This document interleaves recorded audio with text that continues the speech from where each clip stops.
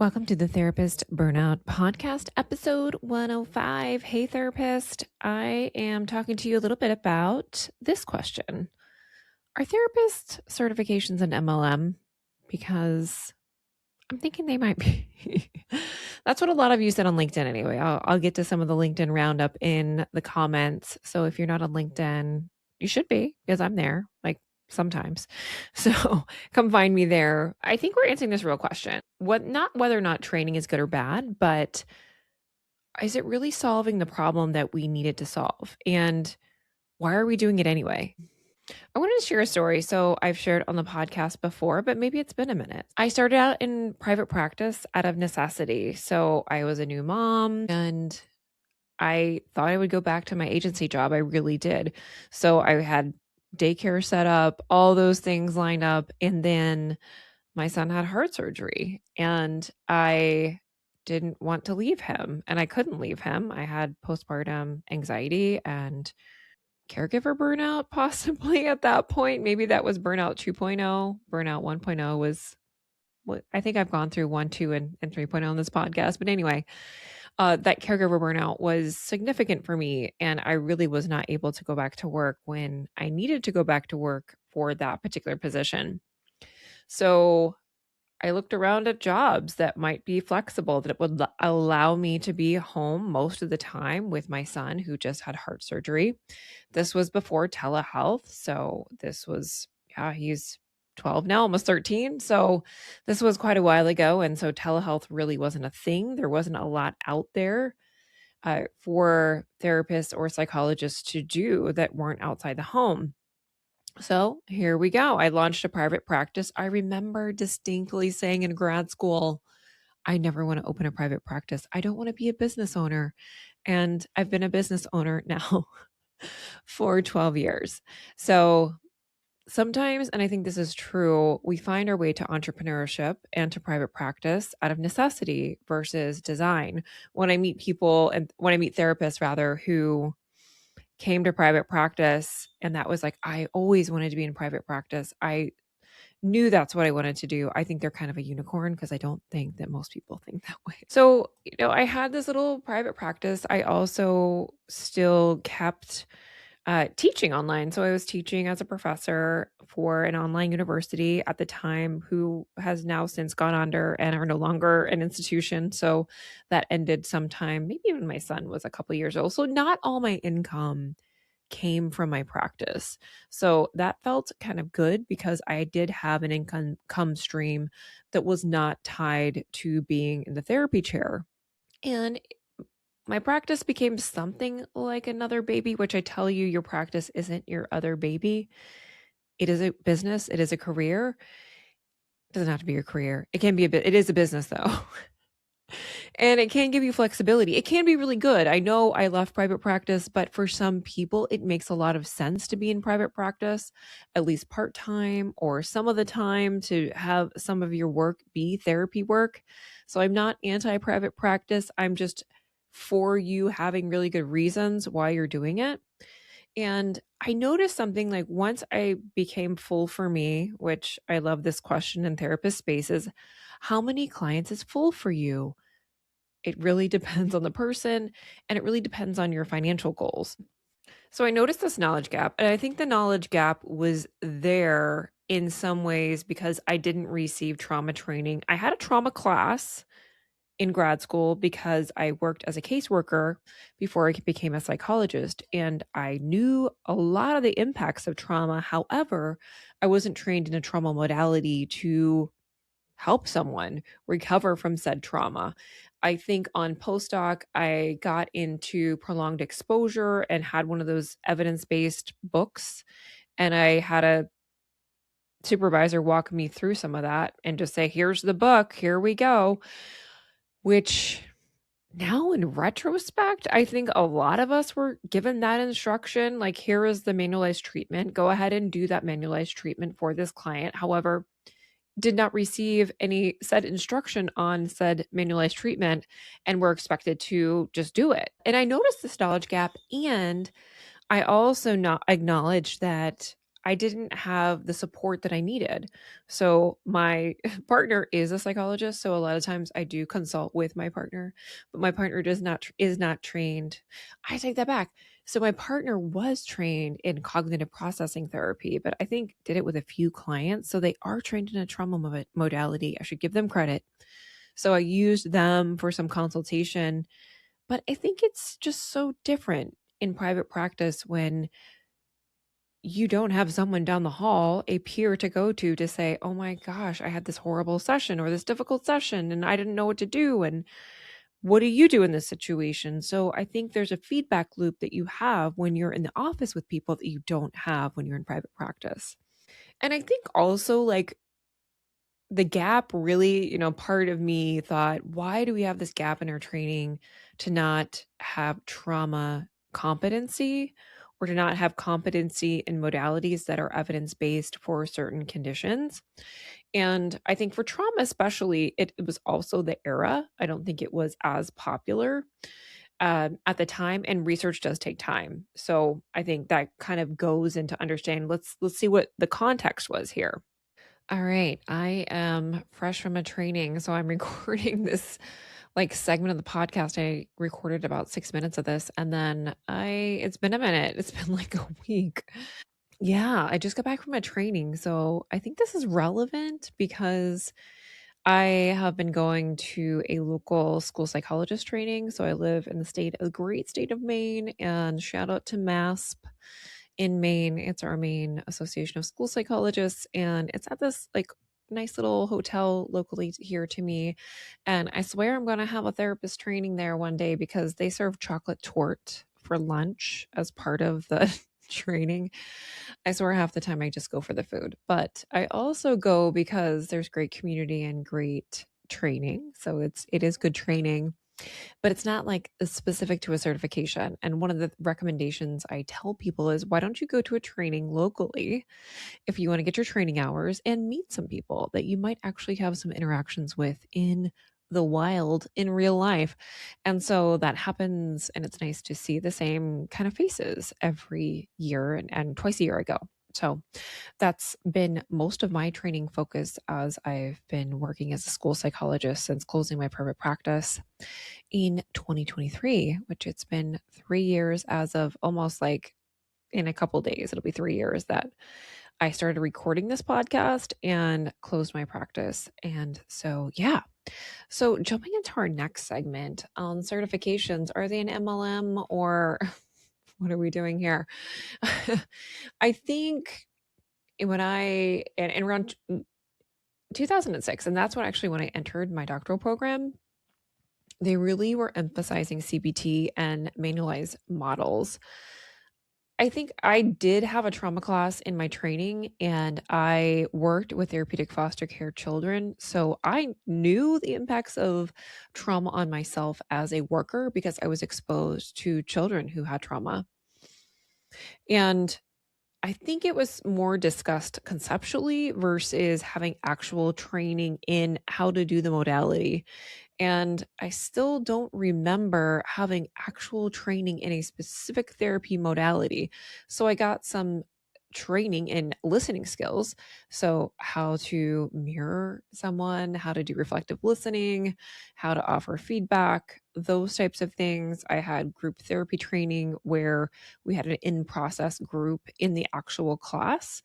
But I'm trying to think, I mean, that wasn't a modality, it was doing basic skills related to counseling, which of course we need. Of course, we need that basic understanding of our field. And what else? Oh, we did have, which I don't think all programs do. So we had a clinic on our school, and we had like this tunnel. I think they called it the tunnel, where you can like view the session of your trainee.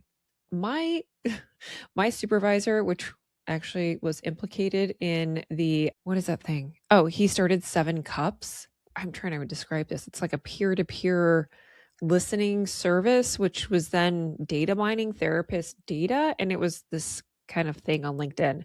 That was my supervisor who started that company. So he didn't go into the little training thing and view me, but he did review my tape. So I will say that. I don't know what was up with all that. I was kind of surprised, and I have somewhat of a presence on LinkedIn. And so in my small sphere on LinkedIn, I was like, yeah, that was my actual clinical supervisor in my doctoral training. Random. Okay. So I feel like the somatic training, nervous system training, it wasn't something it was mentioned. It was more your head. We're focused on CBT, we're focused on behavioral therapy. That was the focus in my training. And EMDR really had this like voodoo vibe about it. It was like, I don't even know what that is. Don't do it. That's just weird. So it really wasn't discussed. And I didn't hear about anyone using it until I was on postdoc. And my supervisor in postdoc really loved it and talked about it. I think they had been to a training, so they had talked about it and loved it, but didn't really do it. So it wasn't modeled to me to do it. I was given a DBT book and was like, yeah, let's run a DBT group in the clinic and study this manual and do it. That was my training on that. So, if PTSD wasn't formally in the DSM till 1980, most structured trauma treatments developed in the 90s, really in the early 2000s. So, I think we have to notice. I think I had this view of my training that it wasn't sufficient in having me trained on what I actually needed to do. And I still feel that way, but I also want to notice that a lot of these therapies were still developing at that time. We know that trauma, especially, is prevalent with like 60% of men and 50% of women experiencing at least one traumatic event, and about 6% of Americans develop PTSD. So I saw trauma certainly on internships, certainly on postdoc, certainly throughout my training. And it was kind of like we don't really dive into that, especially in your early training days, because you're not ready for that. So just kind of focus on kind of therapy of the day. Let's do some CBT with them, work on their anxiety, depression, but sidestep the trauma or refer them out to a trauma therapist. So I was never really taught to handle it head on. And then also kind of implicitly trained to be scared of addressing someone's trauma. And doesn't that seem counterintuitive that our training as therapists, we don't feel competent in something that is very prevalent in our work? So I feel like there's multiple systems at play, which is usually the case. I feel like trauma care was developing and it still is. And I don't think it's explicitly trained for our training programs. So I think something for us as a field to consider, that should we be doing more explicit training in these models that are evidence based in our initial training? I think we should, but it's not part of it yet. And so I think that has to do with our governing bodies and our state boards as well. What competencies do we want a professional to have when they enter the field? So I think we need to come together and do some more of that. So it felt like when I hit the ground running for my private practice, I needed training in EMDR. I was working with people after brain injury. And what I found was that my folks were traumatized. And so they were traumatized from the event of their brain injury. And it was the missing piece that wasn't handled. Also, their anxiety and mental health symptoms weren't often handled as well. In neuro rehab, we had someone to work with them, so I felt like it was addressed. But still, I found that no one is really talking about their trauma. So it felt like a natural step for me to get trained in an evidence-based trauma modality to address that need in the people that I was seeing. At that time, when I started my practice, it was 2013. So in 2013, there wasn't access to virtual trainings like we have now. I had just had a baby, and I could not imagine leaving the baby for a whole weekend or multiple weekends to get training in EMDR. So I did a PESI EMDR training, and I I thought it was a really great training. I really did enjoy the training, but I didn't feel competent yet. And there wasn't a model of consultation that was, they said, get consultation before you do it or practice on peers, which I didn't have any peers to practice with, so I didn't practice, but I still started working and working with clients and using the model, but I was really cautious about using it. So I still feel like I didn't get the training and the consultation that I needed to feel effective in doing it. And it would have helped if I had more of that apprenticeship model with ongoing consultation. And I feel like the EMDRIA, not that I have any association with EMDRIA because I don't, there's I think issues with some of these bigger training companies, which is why they feel very MLM like. Therapists have said that there's a vibe to that, there's a feel to that. And I like their model. However, I know that there's limited access for a lot of these bigger trainings. And when I did go through the full EMDRIA training and got the 50 hours, which included like 40 hours of training, and then the consultation was kind of built into the model, I felt much more capable and confident. And then even more so when I went ahead and did the additional 20 hours of consultation to get certified at EMDR. That I'm like, where did I feel that competency? Probably like midway through the certification process. So that kind of tells me that I felt like I got there in that process, and likely that was needed. And there was some deliberate practice involved with that, which I'll talk about in a little bit, that a lot of our training and certifications don't speak to deliberate practice. How are we working on that skill as therapists, as professionals? And I think I was salty for a minute because I am an EMDR consultant, so I do hold that credential. And I don't feel that way now because I'm actually using it in other ways with doing some trauma informed trainings like in my district. And I don't know how I will use that in the future, but I think because I didn't know exactly how I would use it, and it just felt like, well, it's the top level, which actually you can still be like a trainer, I guess, if you wanted to continue to be the top of something, that we just kind of follow these rungs of training without really thinking about, is the return on investment good for me? Is this something that is actually going to benefit my clients? Am I going to see more income from it? And I see some mixed things in what therapists are saying online where they say, some clients do reach out to me and they're looking for like a modality like IFS or EMDR. Some therapists just say it never really brought me another dime. Like I don't see any difference in getting it. For me, I really, if I go back to why I started looking at EMDR, it was because I needed to provide trauma therapy for my clients, and I didn't feel comfortable doing that. And so I think that served its purpose. However, I spent a lot of money on that certification, including the consultant piece. I think I calculated upwards of nearly $6,000. So maybe a drop in the bucket to what a lot of us spent educationally. And so I just think it's something to consider. Where would you want to stop? And I think kind of doing little checkpoints for yourself. Am I learning a skill and am I getting better at that skill? And do I feel more competent providing whatever it is? Maybe it's exposure response prevention, and you're doing that for OCD, and maybe you wanted to do some more trainings in that.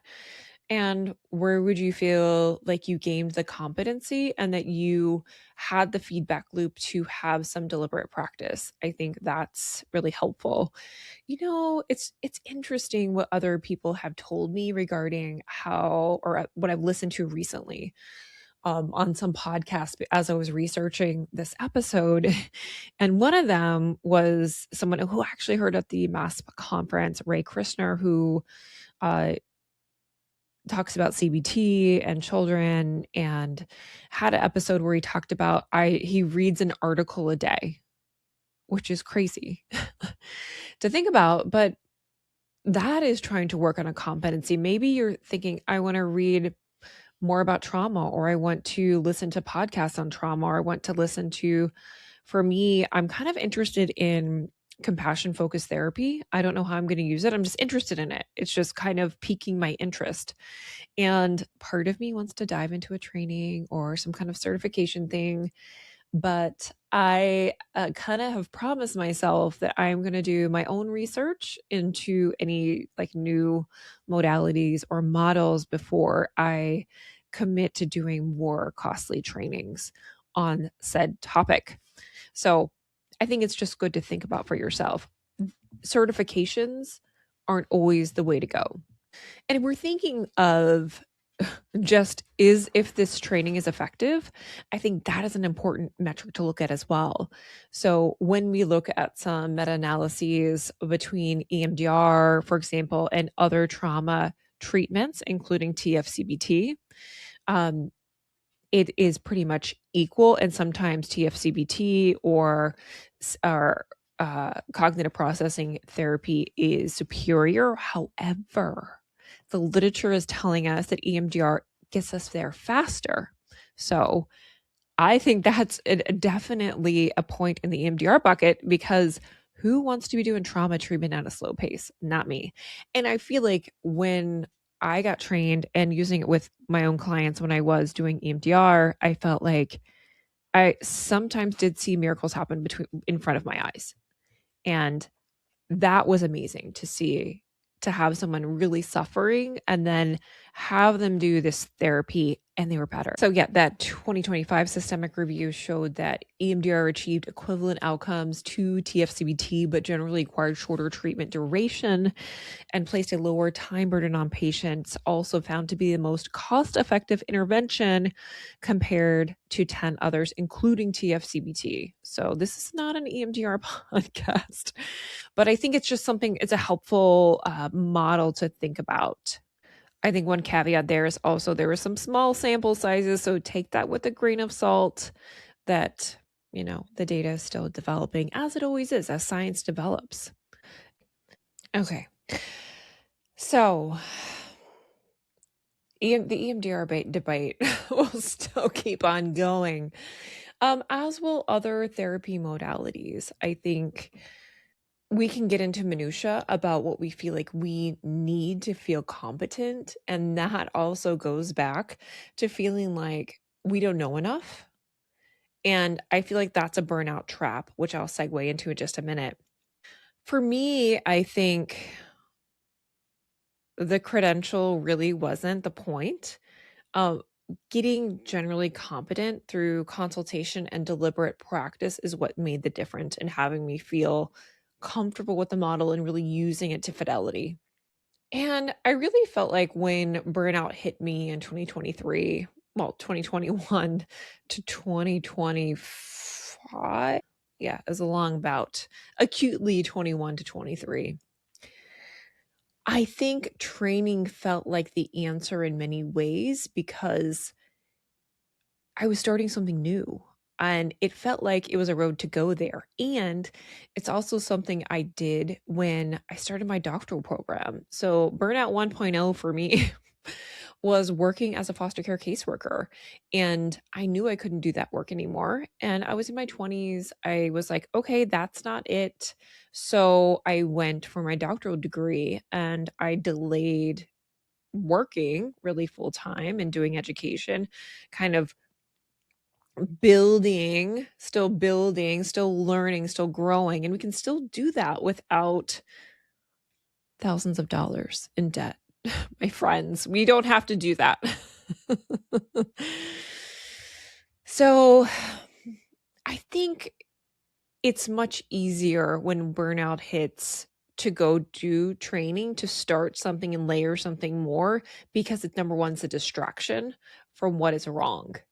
So instead of addressing this thing is really hard and I don't know what to do with the hard, we're on a side quest to do something else. Like the side quest is going to help us solve the problem we actually need to solve, but it usually never does. I can speak this from experience because I definitely know this from my own truth. So it feels productive. It feels safe. It's education. We're going to use it. You can always invest in your education, right? That's a good investment. until it's not. But my real problems were I was isolated in private practice, was really outputting too much caring, including and in my home life with my very small children. They were taking my emotional bandwidth. There was financial pressure. I had very limited peer or social support. Certification does not address any of that, although consultation can. So there is a little place there, but just the certification alone doesn't address all of that. I think I say this with the most kindness. When we feel ineffective or burned out, training can feel like agency. However, it can also be avoidance. If we're not looking at structurally what is wrong in our career, in our life, in our practice, in the work. And I feel like research actually backs me up on this. So you might have heard of this study. So it's called the dodo bird effect. And that is that many therapy modalities produce similar outcomes.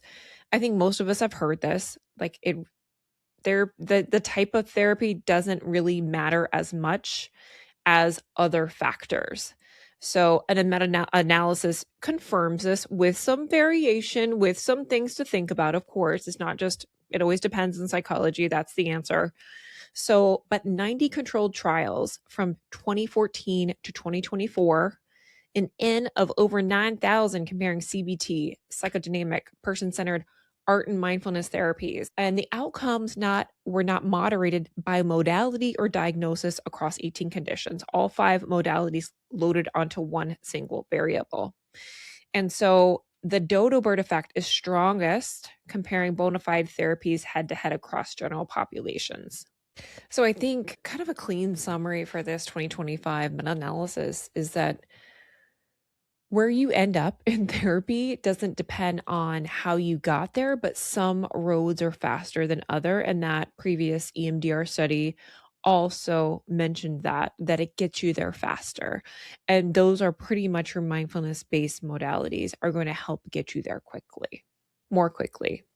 However, I think looking at the contextual model, what drives outcomes the most is the therapeutic alliance. I know many of us have heard this before, but you need to hear it again, because I think we get wrapped up into this certification world that we're not enough if we don't have an EMDR certification or an IFS certification, which IFS just does not have the randomized controlled studies that I'm comfortable with investing that kind of money in. Certainly do a training, like check it out. Like maybe that's useful in your practice, but for me to drop that kind of IFS certification money, no, not without the evidence. Maybe it'll get there one day and I'll be like, oh, well, that actually is really cool. And I want to do that, but I don't see the evidence there for me to want to do that.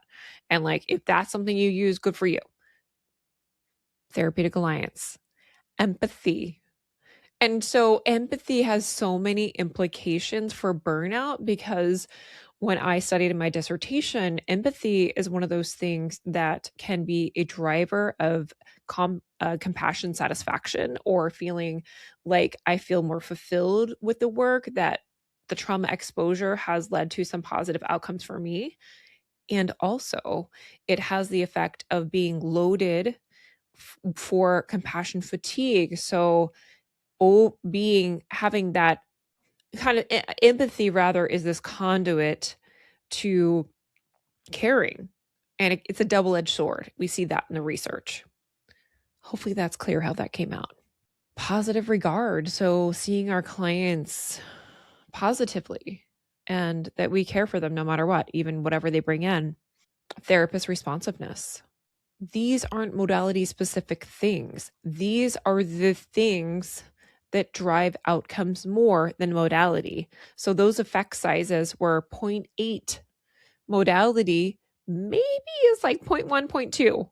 So if we need to do anything, it's thinking about how do we grow our ability to have more empathy for our clients? How do we grow our ability to have more positive regard, to have more therapists, have more responsiveness in the room?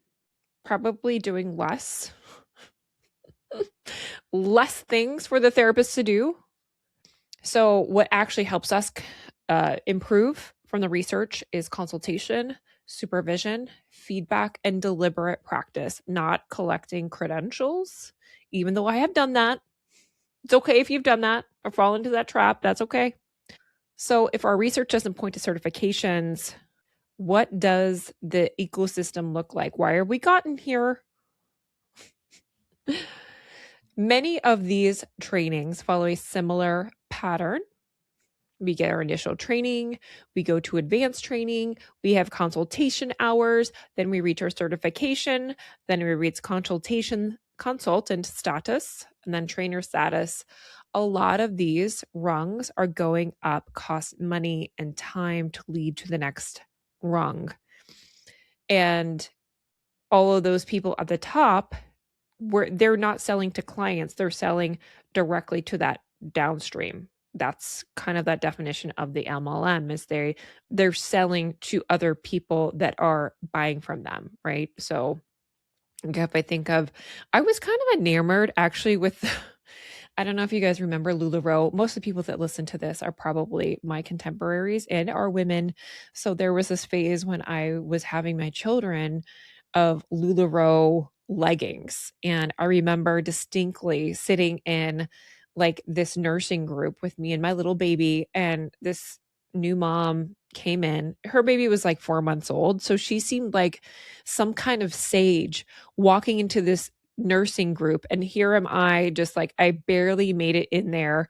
I think I cried after it because I gave some woman in the group like my phone number hoping I'd make a friend, because I was so sad in my postpartum days and felt so alone and just hoping to like find a friend. And gosh, poor Jen. I'm just thinking of my poor little postpartum self. I send you so much love, my dear.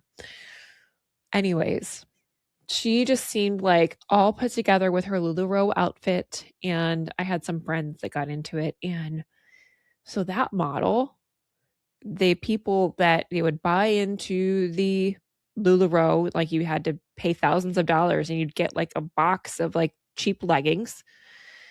I mean, they weren't very good quality. We all know that by now. They were comfortable though, very comfortable. And those people made their money by selling people into the program, which at the top levels of some of these therapy certifications, they make all their money from other therapists buying their trainings and said certification, consultant hours, all this stuff, right? That's why it's not really an MLM, but it feels that way, right? It feels that way because it's this ecosystem of training. And it's only a few people making the big bucks from that. It's not the everyday consultants who are providing that to other therapists. I felt no type of salt by giving money to another therapist who was a consultant who provided my training. They provided me great training, and I think I really valued that time. I think what we need to be wary of is the same companies that sell the CE also certify. So in training, in certifications where other people can train you and you're certified by that body, that's fine. But sometimes, and I won't name specific companies where that training is through the company and the certification is through the company, those are the only two places you can get that training. That's problematic because all the money stays in that ecosystem. And so they're incentivized to keep that money in that ecosystem. I think also in the last several years, we've seen the proliferation of very low barrier certifications that certify therapists on as few as 21 online CE hours. So I won't name them because this is a public podcast. I don't want people coming after me. But let's say you can be trained in CBT, example, for doing a 3-day training, and you are now a CBT certified therapist. And I don't know if that certification actually exists, but let's say I'm making it up, that I'm doing made up name CBT therapist, for example. And in the fine print, certification does not imply endorsement of clinical competency. That's problematic, isn't it? right there on the webpage, it says that. The certification doesn't mean you're competent. It means you completed the hours. And I think if we're saying that, then it is not worth anything. It's not the paper it's printed on, essentially. And I think if we compare more rigorous, independent governed certifications, and I wanted to do DBT, for example, again, I don't have any affiliation with these people. I'm a EMDRIA consultant, however, but I don't have any. I'm not promoting anything with them. So I have not done any formal DBT training, so I looked at them just for an example. And I looked at one. I'm not going to say the name of the other low barrier DBT one, but I looked at a low barrier one, and so one of those for the DBT Lenahan board certification, all public information, by the way, 40 hours of didactic training. That's a minimum. That's similar to EMDR. And the other one was 21 hours of an online CE. And then there was a 12-month plus of active on a DBT consultation team for that DBT Lenahan board certification. And the other one was a self-attested clinical hours. For the DBT written knowledge exam, no exam for the other one. DBT 3 consecutive videotape sessions coded for adherence. The other one, nothing. The other one is an independent nonprofit separate from all training organizations. The other one, the same company issues that. And also, if you fail twice for that DBT Lenahan one, you have to wait 12 months. That's legit. And the other one, fine print, it does not imply clinical competency. So I think interesting to look at anything you choose to purchase, that we're trying to looking at it from this lens. I'm not saying that if you do training through a company that is maybe not seen as recognized, that it's not worth it. I have gone to those trainings and I've gotten something out of it. I think that has benefited my practice. I think you have to look at the ecosystem and look at your investment to see if it's something you want to do, and make sure you know it's not an escape hatch for your burnout. Also, when I talked to people on LinkedIn, I'm going to go through some of the LinkedIn posts that people put on there just to give you some feedback as well, what our peers are saying about this. They thought certification can deepen skills and build confidence, but many therapists say they rarely increase their income. Most clients, and that is my experience as well, never ask you about your certifications. They really don't care. They want to know, do you do EMDR? Can you help me with my problem? If you say yes and yes, then we're good to go. And if, like the first session feels right, good. I feel like early career therapists can't afford these rigorous trainings often. And these low barrier options can fill in that vacuum, which is understandable. It's understandable you want to get a low cost training. And so I think it muddies what that certification credential actually means for you, wanting to build more competence in a particular model for a particular reason. And I think we need to ask ourselves, what is this specialization actually for? Why do I want to do that? I still think if I go back to why I first wanted to do EMDR training, I liked my reasons. I wanted the EMDR training because I needed a trauma model to help my clients with brain injuries. I wish I didn't take such a big circuitous route and do all the trainings that I probably did, but here I am. It got me where I am today. I don't know if I would have done it differently. I don't know if I could have due to my life stage. So perhaps that means, do I want to do some trainings that maybe are lower cost? I'm not going to go through one of these huge certifications to get my feet wet. Maybe I'm going to listen to some podcasts. Maybe I'm going to read a book, listen to an audiobook, try to have a deliberate practice of, I'm going to learn something for the next 3 months about this model to see if this is applicable to my practice, if I want to deepen my knowledge in this area. Okay. So I would say specialization in something really sits at the intersection of three things: what you care about, your values, what you're naturally good at, your aptitudes, and what you can sustain in practice. So if it has viability for you. So for me, brain injury work that I did came by accident. I needed a postdoc. I cold called them because I did not have a postdoc to complete my training. It's a whole nother side quest that I went on, but basically it was in the last economic downturn. I lost my job. I had to find a new one. And I'm so glad that I got that experience. It was great. Some of the best career fits we stumble into, but it doesn't mean that we have to stay there, right? I found that working with people with a brain injury, it was really intense work. And so I probably shouldn't have had a whole caseload of that particular population because it was a very high need population. So maybe I wanted to mix in some other clients that maybe were better aligned and maybe more sustainable for me to do. Also, many clients after a brain injury cannot work. So many of those clients, when I needed to come off of insurance panels because that wasn't financially working for me, they couldn't private pay because they weren't working. So again, you have to think about, is this financially viable for me to stay in this particular niche?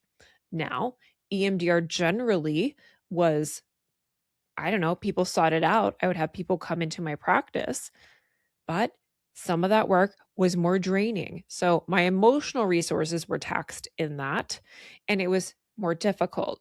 The EMDR work that felt more aligned for me was actually in first responder work, which I didn't really have any training with, but some people kind of filtered in just because I had EMDR experience.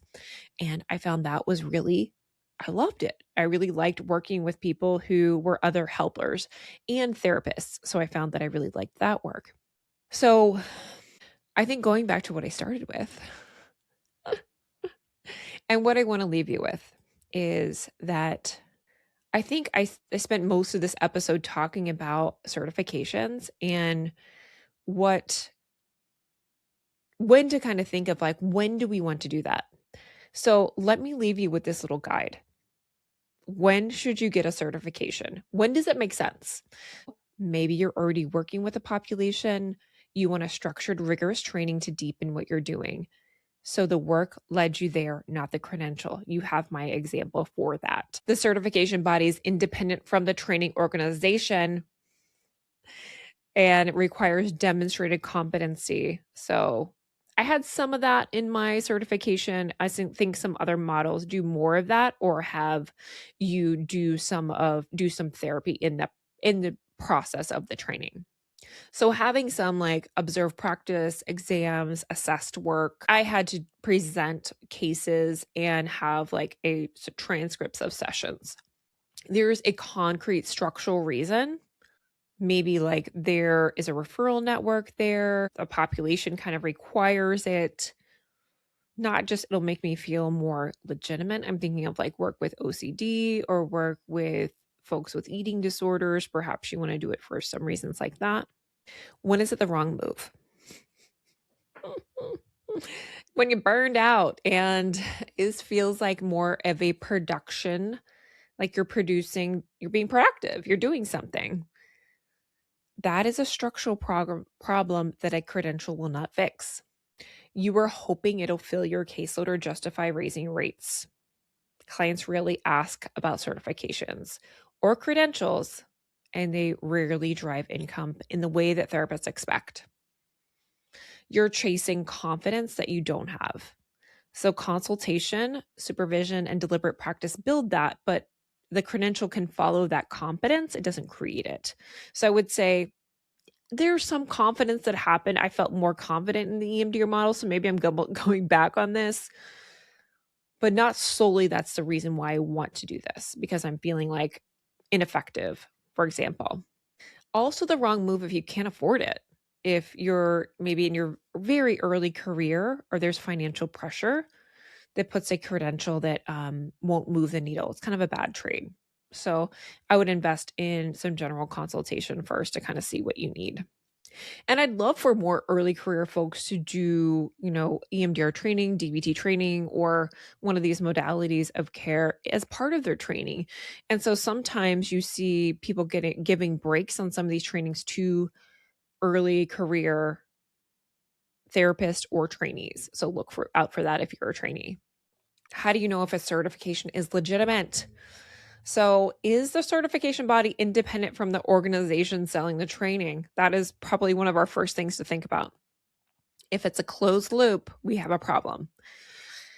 If it doesn't require some demonstrated competency, like observing things, a video, an exam, something, attesting to hours is not the same thing as having your clinical work reviewed. How to know if burnout is your real issue? Ask yourself honestly, is the problem what I know or how I'm working? And just sit with that for a minute. Notice when you're doing training, what that brings up for you. What is it doing? If it feels like an answer for you and you've been in a training, what are things that feel relieving about that? For me, it's being with other people and talking. So I need to find other ways to talk more with other professionals, perhaps. So asking yourself, do I have enough peer connection? Is my caseload sustainable? Am I getting consultation on my hardest cases? These are harder problems, but it is probably less expensive than buying a huge training. So I'm going to end it here for this episode. It is taking me a couple of weeks to record this, and it is like, in the 40-minute mark at this point. So I'm going to put a cap on it. And in the next episode, I'm going to talk about kind of my personal reasons, like why I've done all of this, like I've talked about. And I think some of the reasons that surprise me, of course, like I think there's serendipity. And in the course of this process, I found a new dog walker who is actually an ornithologist, which is like a bird doctor. And they told me that that's what they do full time now is walk dogs because academia had them feel like things were never done. So I'll talk about my reactions to that. So tune in next week. I'm going a little more personal for that episode. And then after that episode, I'm going to talk about the LinkedIn roundup where I had over 40 therapists respond to my question about certifications and naming, like, what are we even doing here? And talking about like money, like, does it actually make you any more money? Spoiler alert, no. And also another therapist who said that they removed their certification from their email signature and felt like that was doing free advertisement for that brand and certification. So that one is coming. I think you'll feel very seen. And I always think about new therapists to this field who are just coming in and wanting guidance on some of these things. And so I feel this kind of duty to you guys as well, who are new in the field, listening to this as well as those that are more seasoned, maybe like me, who are kind of reckoning with all of this. So I look forward to sharing that with you.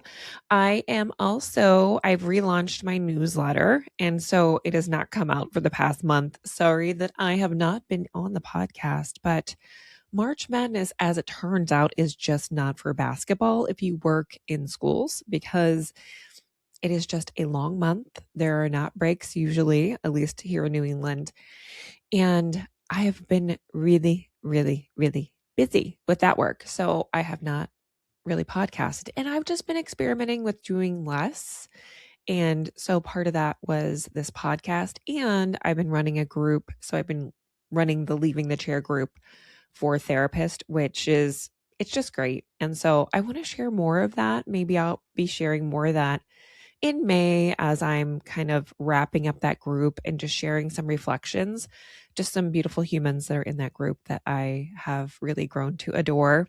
And so I'll be sharing more about that probably in May. And so I'm going to be on this certification train episode for a few episodes, and there's just going to be a little like thesis that I talk about with impostering in there on the next episode. And then I want to talk to you about sabbaticals as we start to think about late spring and summer, because I'm taking July and most of August off and really part of June. So 2 full months off. And I'm not even sure like what actually I'm doing for work after that point. And it's like totally okay, which I could have never said like 3 to 4 years ago that I'd be kind of okay with that, which means I may have to like not have a job and figure that out, but I'm okay with it. I'm okay with it. So I hope maybe that gives some people hope, because I was clinging so tightly to the practice. And what does this mean if I can't do this anymore? Just to give you some permission that we can still figure things out. We can still like find the next thing for ourselves if we don't know. So I would offer you that. So sign up for my newsletter. So it's the Leaving the Chair newsletter. And that's if you're trying to leave the chair of overwhelm, burnout, overscheduling, and sometimes the therapy chair. And so twice monthly, I'm putting this out, and it's a really great resource for you guys. So I really see this as like a premium free offer that I'm doing for you. So I'd love to give you that resource if you are just burnt to a crispy crisp. Okay. Have a good one.